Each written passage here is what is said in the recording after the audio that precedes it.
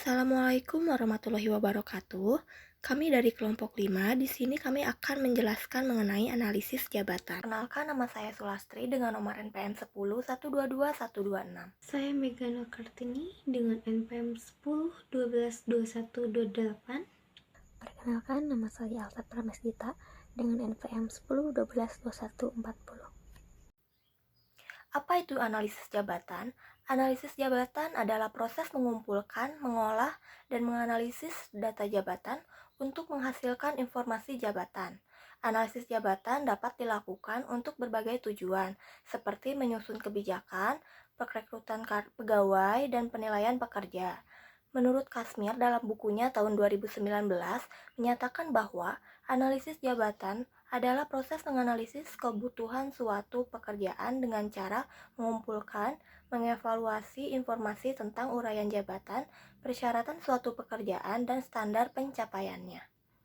Selanjutnya, adapun tujuan dari analisis jabatan, yaitu yang pertama untuk rekrutmen dan seleksi, kemudian untuk kompensasi, evaluasi pekerjaan, untuk penilaian prestasi, untuk latihan, promosi dan pemindahan, kemudian untuk perubahan, penempatan, peramalan dan perekrutan, orientasi dan induksi. Selanjutnya ada penyusutan peta jabatan. Peta jabatan adalah alat penting dalam manajemen SDM yang menggambarkan struktur organisasi, hubungan antar jabatan, serta tugas dan tanggung jawab setiap posisinya.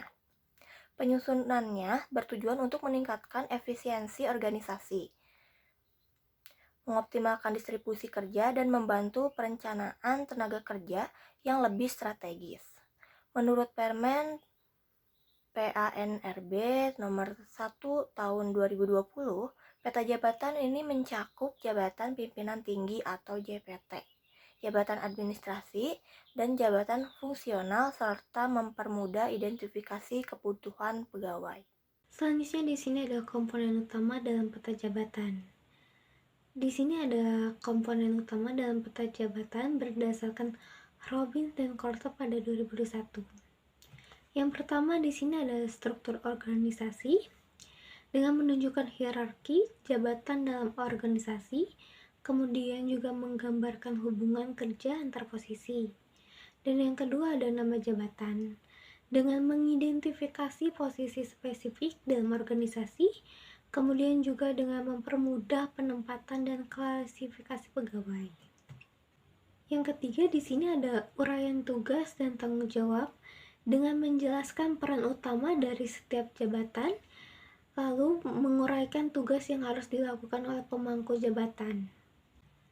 Yang keempat di sini ada kualifikasi jabatan dengan menentukan syarat pendidikan, pengalaman, serta keterampilan yang dibutuhkan, dan juga memastikan bahwa pegawai memiliki kompetensi yang sesuai. Dan yang terakhir, di sini ada beban kerja, yaitu digunakan untuk menentukan jumlah pegawai yang dibuktikan dalam suatu jabatan. Selanjutnya di sini juga ada tahapan penyusunan peta jabatan. Yang pertama di sini ada identifikasi struktur organisasi dengan melibatkan pemetaan unit kerja dan tugas pokoknya, lalu juga menentukan hubungan antar jabatan dan organisasi. Yang kedua di sini ada analisis jabatan dengan mengidentifikasi setiap jabatan berdasarkan tugas dan tanggung jawabnya, kemudian juga menentukan persyaratan kompetensi untuk masing-masing jabatan.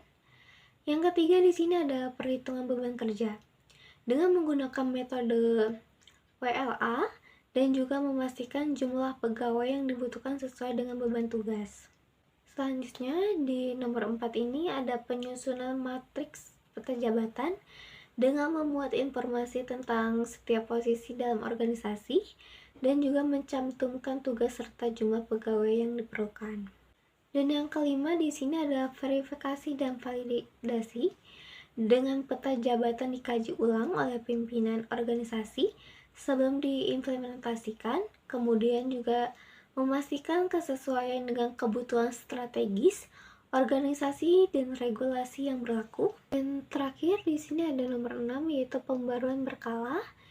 Dengan peta jabatan harus diperbarui secara rutin agar tetap relevan dan juga menyesuaikan dengan perubahan kebutuhan organisasi dan perkembangan struktur kerja. Selanjutnya, ada manfaat penyusunan peta jabatan. Yang pertama, ada meningkatkan efisiensi kerja. Menurut Dassler tahun 2021, yaitu mengoptimalkan distribusi tugas dalam organisasi, kemudian mengurangi beban kerja yang tidak proporsional. Yang kedua, sebagai pedoman perencanaan SDM, menurut Gomez tahun 2021, yaitu membantu dalam proses rekrutmen, pengembangan, dan promosi pegawai, kemudian menyesuaikan kebutuhan pegawai dengan struktur organisasi. Yang ketiga, mendukung penyusunan kebutuhan ASN menurut Mangkunegara tahun 2021, yaitu digunakan dalam penentuan formasi aparatur sipil negara atau ASN, kemudian menyesuaikan jumlah pegawai dengan kebijakan reformasi birokrasi. Kemudian ada uraian jabatan. Uraian jabatan adalah dokumen formal yang merinci tanggung jawab, tugas, wewenang, dan kualifikasi yang dibutuhkan untuk suatu posisi dalam organisasi. Dokumen ini membantu memperjelas ekspektasi kerja dan mendukung proses manajemen sumber daya manusia, seperti rekrutmen, pelatihan, dan evaluasi kinerja. Dan yang terakhir ada penilaian kinerja. Penilaian pekerjaan adalah proses sistematis untuk mengevaluasi nilai suatu pekerjaan dalam organisasi, guna memastikan keadilan dalam kompensasi, tanggung jawab, dan perencanaan karir. Menurut Dassler tahun 2021, menyatakan bahwa penilaian ini membantu menentukan sistem penggajian yang adil berdasarkan tingkat tanggung jawab dan keterampilan.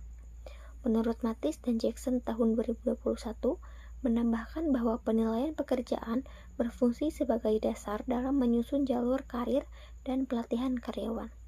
Cukup sekian presentasi dari kelompok kami. Terima kasih. Wassalamualaikum warahmatullahi wabarakatuh.